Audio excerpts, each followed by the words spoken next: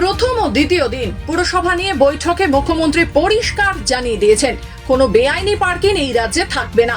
বেআইনি ভাবে রাস্তার উপর পার্কিং করে পার্কিং এর নামে টাকা তোলা চলবে না। আর ইল্লিগাল পার্কিংগুলো ভেঙে যাবে। ওগুলো যদি রাস্তা কনজেস্ট, কত ইল্লিগাল পার্কিং আছে আমি বিনীতকে বলবো কলকাতায় আমায় দিতে। আর রাজারহাটে, নিউ টাউনে, হাওড়ায় কত আছে মরজ আমায় দেবে। আসানসোল থেকে শুরু করে দুর্গাপুর থেকে শুরু করে সব জায়গায় সেইগুলো আদৌ ইল্লিগাল পার্কিং হওয়ার উপযুক্ত জায়গা কিনা, না ইল্লিগাল বলবো না, লিগাল পার্কিং হওয়ার উপযুক্ত জায়গা কিনা আমায় বলতে হবে। যদি লিগাল হয় টেন্ডার প্রসেসে যাবে, সেন্ট্রাল ওয়াইজ টেন্ডার হবে এবং টেন্ডার করে এটা মেয়র নিজে দেখবে। এই যে 4 জনের কমিটি করে দিলাম, এই 5 জনের এরা দেখবে, মিলে দেখে রিপোর্ট দেবে, নিজেরাই করে দেবে না। এবং মরজকে, সিপিকে সাথে রাখতে হবে, পুলিশ কমিশনারেট যারা থাকবে তাদের সাথে রাখতে হবে, করে আমাকে পুরো লিস্ট 15 দিনের মধ্যে দিতে হবে। আমি রোজ একটা করে বাই ইলেকশনের নাম করে সব কাজ বন্ধ, এটুকু আমি টলারেট করব না। কাজটা কিন্তু চালিয়ে যেতে হবে। আবার বর্ষাকাল আসছে, তখন বলবে কাজ বন্ধ। আর বর্ষাকাল, বর্ষা আসবে, আমার সার্ভে তার জন্য থামবে কেন? তবে বাস্তবে মালদার ইংরেজ বাজার পুরো এলাকার ছবিটা সম্পূর্ণ আলাদা। রাস্তার ধারে রয়েছে পার্কিং, খোদ জেলা প্রশাসনিক ভবন চত্বরে পার্কিং এর নামে টাকা তোলা চলছে। পুরসভা স্লিপ দিয়ে চলছে টাকা আদায়। এই নিয়ে সরব হয়েছে বিরোধীরা। মালদার ইংরেজ বাজার পুরসভার অন্তর্গত Rajmahal road, Rabindra avenue, KJ Sanyal road, এমনকি জেলা প্রশাসনিক ভবনের সামনে BSNL এর কার্যালয়ের উল্টো দিকে পার্কিং এর নামে টাকা নেওয়াও চলছে। পুরসভা কমিশনের বিনিময়ে তাদের এখানে পার্কিং করার অনুমতি দিয়েছে। এক টাকা আদায়কারী আবার জানাচ্ছেন, সব সময় সবাইকে স্লিপ দেওয়া হয় না। আমরা এখানে 3 জন আছি। কি কাজটা কি আপনাদের? এই যে পয়সা ওঠাবার পৌরসভা। কিসের থেকে পয়সা ওঠান আপনারা? এই গাড়ি রেখে পয়সা লাগে, সরকারি নিয়ম হিসাবে। সেই টাকা কোথায় জমা করেন? আমাদের পৌরসভাতে জমা করি। তার মধ্যে আমরা পয়সা পেই, কমিশন খাটনি পয়সা পাই আমরা, ন্যায্য পয়সা। কত বছর ধরে কাজ করছেন এখানে 11 থেকে কাজ করি। রাস্তার উপরেই থাকে? হ্যাঁ, এখানে 11 থেকে আছে। তখন 3 টাকা ছিল। আপনাদের পার্কিংটা কোথায়? রাস্তার উপরে কোথায়? এই রাস্তার উপরেই করে দিয়েছে আমাদের পার্কিং পৌরসভাতে। চেয়ারম্যানের নির্দেশে? হ্যাঁ, চেয়ারম্যানের নির্দেশে এটা হয়েছে। তখন 3 টাকা ছিল, এখন 5 টাকা হয়ে, তারপর 10 টাকা হয়েছে। পার্কিং ফি আপনারা কিসের কর্মী আপনারা? আমরা পৌরসভা থেকে করি। তো কি করেন আপনারা এখানে? আমরা পার্কিং করি, পয়সা নিয়ে পৌরসভায় জমা করি। কত টাকা করে নেন?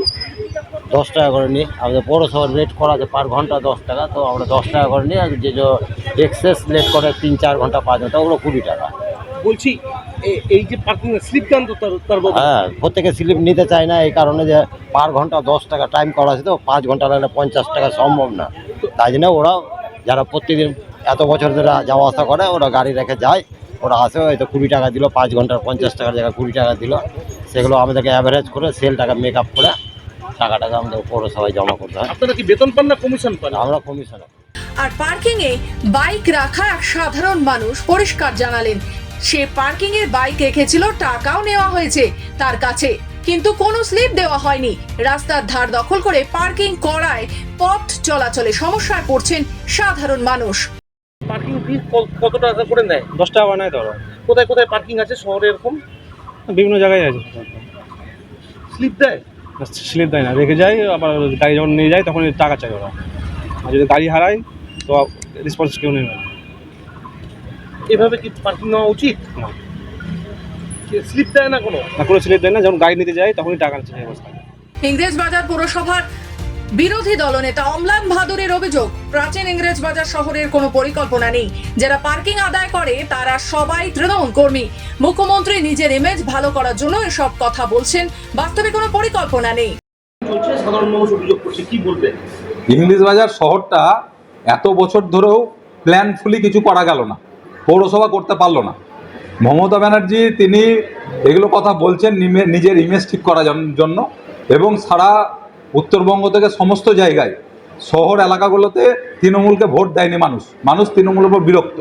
কিন্তু তিনি এগুলো বললেও এই সমস্যার কখনো সলভ করতে পৌরসভা পারবে না, কারণ যারা এই পার্কিংয়ে দায়িত্বে আছে তারা বেশিরভাগই তৃণমূলের কর্মী, তৃণমূলের সমর্থক তারাই আছে, তারাই অবৈধ পার্কিং চালায়, মানুষের গাড়ি রাখার জায়গা নেই, পরিকল্পনা মাফিক পার্কিং গোটা শহর জুড়ে কোথাও নাই, স্বাভাবিকভাবে এই অবস্থা আছে।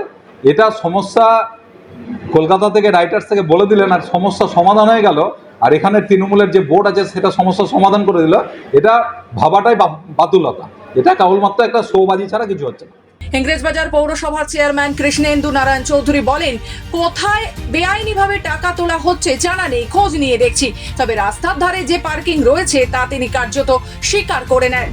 পার্কিং রয়েছে শহরের মধ্যে, এক্ষেত্রে আপনারা কি ব্যবস্থা নেন, কি প্রক্রিয়ায়? প্রথম কথা হচ্ছে যে আমরা যে শহর, আমাদের শহরের ছোট্ট জায়গা, তো সেই ছোট জায়গার মধ্যে গাড়ির সংখ্যা প্রচুর হয়ে গেছে, এটা একটু সিস্টেমেটিক তো রাখতেই হবে গাড়ি, তো ওয়ান ওয়ে সাইড করে কিছু করা যায় কিনা সেটা পার্কিং করেছে। আমি ডিএম সাহেবকে আমরা বলেছি এটা গেজেট করে দিতে, যে এই এলাকায় এটা মিউনিসিপ্যাল পার্কিং, এখানে গাড়ি রাখতে পারবে, মোটর সাইকেল রাখতে পারবে, কোথায় 4 হুইলার রাখবে, কোথায় 2 হুইলার। এখন 2 কিলোমিটার আগে যদি গাড়ি রেখে তাকে 2 কিলোমিটার হেঁটে মার্কেট করে তা সম্ভব না, ওই জন্য নেবার এরিয়াগুলো তো আমরা এটাকে ঠিক করছি। বিনা স্লিপে কি কোথাও না না, এটা এক্স সার্ভিস, দেখবেন রাত্রেবেলা বা দিনে যারা বড় বড় লরি নিয়ে আসছে শহরে ঢুকছে তাদেরকে এক্স সার্ভিসম্যানদেরকে আমরা দিয়ে দিচ্ছি, তাদেরকে কমিশন কাজে হিসাব দেওয়া হচ্ছে, ওরা এটা তুলে এ ধরনের অভিযোগ যদি শুনলাম, এখন আমি ওদের যে হেড আছে তাদের ডেকে কথা বলবো, কারণ আমরা চাই না, এক্স সার্ভিসম্যান তো দেশের জন্য লড়াই করছে, তারা তো দেশকে রক্ষা করেছে, তাদের মধ্যে এরকম দুর্নীতি হোক এটা আমি চাই না। প্রকাশ্য দিবালোকে চলছে এই কাণ্ড, যার জেরে প্রশ্ন উঠতে শুরু করেছে, আদৌ এই কারবার বন্ধ কি হবে? প্রশ্ন উঠছে রাজনৈতিক মহলে। মালদা থেকে নিজস্ব প্রতিনিধি রিপোর্ট, খবর বাংলা।